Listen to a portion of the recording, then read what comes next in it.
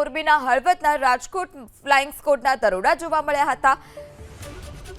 સાપકડા ગામે ગેરકાયદે માટીનું ખોદકામ કરતી જગ્યા પર દરોડા। ગેરકાયદે માટીનું ખનન કરતા એક હિટાચી અને એક ડમ્પર જપ્ત કરવામાં આવ્યો છે। ફ્લાઇંગ સ્કોડની કાર્યવાહીથી સ્થાનિક ખાણ ખનીજની કામગીરી સામે પણ સવાલ ઉઠ્યા છે। તો રાજકોટ ફ્લાઇંગ સ્કોડના દરોડા જોવા મળ્યા હતા મોરબીના હળવદમાં કે જ્યાં દરોડા પાડવામાં આવ્યા। દરોડા દરમિયાન ગેરકાયદે માટીનું ખનન કરતા એક હિટાચી મશીન અને એક ડમ્પર પણ કબજે કરવામાં આવ્યું છે। ફ્લાઇંગ સ્કોડની કાર્યવાહીથી સ્થાનિક ખાણ ખનીજની કામગીરી સામે પણ સવાલ ઉઠ્યા છે। મોરબીના હળવદના રાજકોટ ફ્લાઇંગ સ્કોડના દરોડા જોવા મળ્યા હતા।